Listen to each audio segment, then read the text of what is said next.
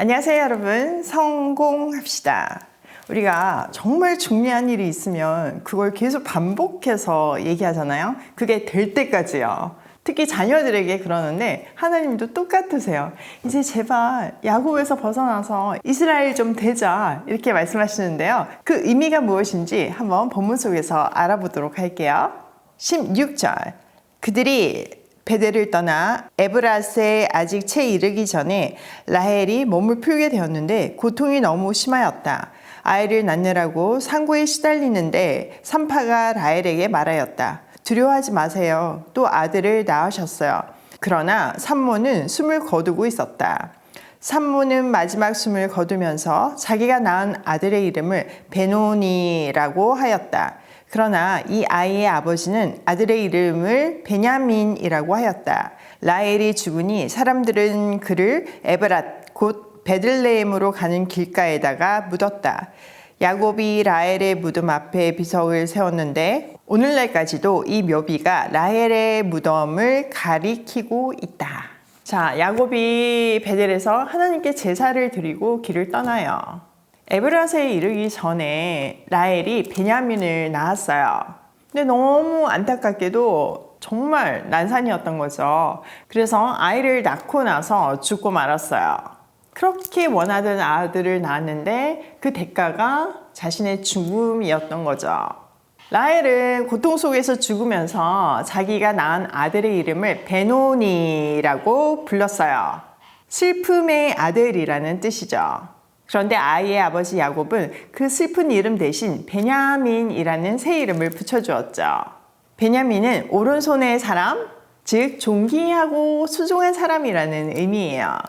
라헬 입장에서는 자기가 아이를 낳으면서 죽게 된 그 슬픈 심정을 그 이름 속에 잘 담기는 했지만 사실 아이 입장에서 보면 자기 이름이 불릴 때마다 그 어머니의 죽음을 떠올려야 하잖아요. 너무 슬픈 이름이죠. 그런데 야곱은 그 죽음을 해석해서 그 엄청난 대가를 치르고 태어난 만큼 더 귀하고 소중하다는 의미로 베냐민이라고 부른 거죠.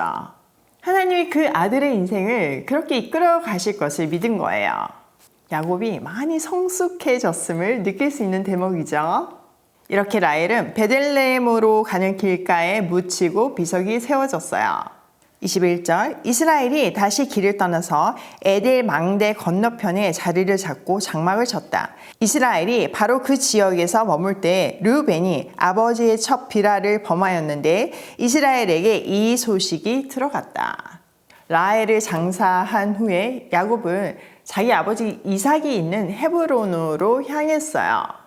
근데 여기 딱 본문에 보니까 처음으로 야곱이 이스라엘로 기록되고 있죠. 이스라엘 가족은 에델 망대 건너편에 자리 잡고 있었는데 그때 또 큰일이 벌어져요. 큰아들 르우벤이 아버지의 첩 비라를 범한 거죠.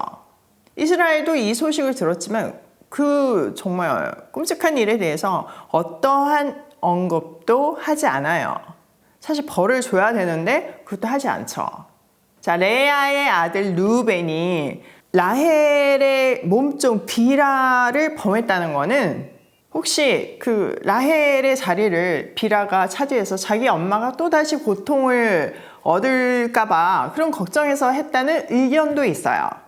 어쨌든 그 20년간의 그 갈등이 그 안에 있는 거죠. 또 하나는요, 아버지의 첩을 범했다는 거는 이건 단순히 근친 상간의 문제가 아니라 아버지의 권위에 정식으로 도전했다는 의미예요. 대표적인 예가 다윗에게 반란을 일으킨 아들 압살롬이 다윗의 왕궁에서 그의 첩들을 다 범하잖아요. 그런 의미가 담겨 있는 거죠. 또 다른 의견은요, 아버지는 지금 힘이 빠지고 늙었어요. 그런데 디나의 일로 시므온과 레위의 지위가 막 부상했죠. 여기에 르우벤이 자극을 받고 이 일을 범했다고 말하는 학자도 있어요. 정확한 것은 우리는 알 수 없지만 일단 야곱은 여기에 어떠한 언급도 하지 않아요. 다만 나중에 이제 그 마지막 유언을 할 때 르우벤에게 가야 하는 장자의 축복을 다 유다에게 주죠. 자, 22절 뒷절 야곱의 아들은 12이다. 레아에게서 얻은 아들은 야곱의 맏아들 루벤과 시므온과 레위와 유다와 이사갈과 스불론이다. 라헬에게서 얻은 아들은 요셉과 베냐민이다. 라헬의 몸종 비라에게서 얻은 아들은 단과 납달리다. 레아의 몸종 실바에게서 얻은 아들은 각과 아셀이다. 이들은 모두 야곱이 밧단 아람에서 얻은 아들들이다. 야곱의 족보가 딱 나오죠. 중요한 것은 베냐민의 출생을 마지막으로 야곱의 아들들이 12이 되었다는 거예요. 이들은 우리가 다 알다시피 이스라엘 12지파의 족장이 되었어요. 자, 27절. 야곱이 기랏 아르바 근처 마므레로 가서 자기 아버지 이삭에게 이르렀다. 기럇 아르바는 아브라함과 이삭이 살던 헤브론이다. 이삭의 나이는 180살이다. 이삭은 늙고 나이가 들어서 목숨이 다하자 죽어서 조상들 곁으로 갔다. 아들 에서와 야곱이 그를 안장하였다. 야곱은 드디어 아버지가 살고 있던 헤브론에 도착했어요. 이삭은 180세에 죽었고 에서와 야곱이 그의 장례를 함께 치러줬죠. 이 장면을 통해서 두 형제가 화해했다는 것을 보여주고 있죠. 근데 본문에서 보면요, 마치 야곱이 도착하자마자 이삭이 죽은 것처럼 되어 있잖아요. 근데 나이를 잘 계산해보면 이삭은 야곱과 한동안 살다가 죽었어요.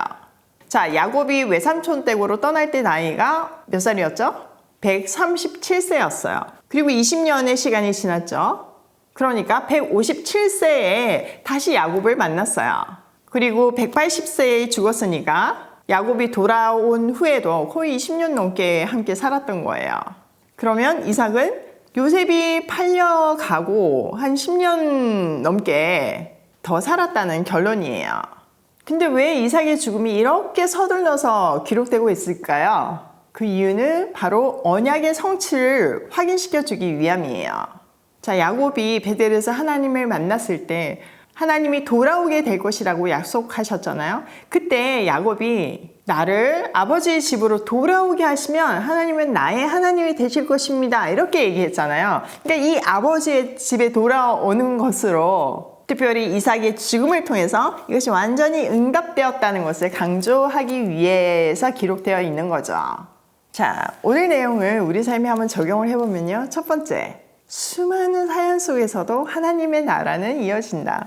지금 아브라함, 이삭, 야곱의 인생을 생각해 보세요. 진짜 너무나 많은 사연들이 있죠. 절망적인 순간들의 연속이었어요. 근데 하나님은 아브라함 너를 통해서 내가 나라를 만들 것이라고 얘기했는데 진짜 야곱을 통해서 12지파가 만들어지잖아요. 진짜 하나님의 나라는 놀랍게 이어지고 있고 완성되고 있죠. 두 번째, 유한하고 부족한 인생들을 통해 영원한 하나님의 나라 스토리가 이어진다. 그러니까 하나님 나라 스토리는 진짜 각 시대를 살아가는 사람들을 통해서 만들어지잖아요. 근데 그 사람들은 다 유한하고 너무나 허물이 많아요. 그럼에도 불구하고 그 유한한 인생들을 통해서 하나님은 그 멋진 하나님 나라를 이루신다는 것이 너무 놀라워요. 우리의 스토리도 이 하나님 나라 스토리에 한몫하고 있다는 사실 꼭 기억하시면서 아름다운 하나님 나라 스토리 써가는 우리가 되면 좋겠어요. 세 번째, 파란만장을 통해서 야곱이 이스라엘이 된다. 지금 하나님이 야곱에게 이스라엘이라고 불러준 뒤에도 야곱이 완전히 이스라엘이 되지 못했어요.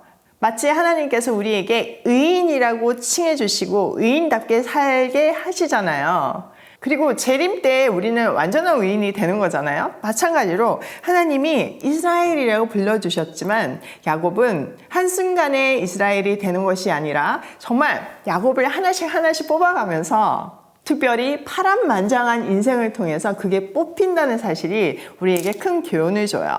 그렇기 때문에 우리에게 어려운 일은 야곱이 이스라엘이 되는 과정이라는 것을 기억하시고 힘을 내시기 바라요.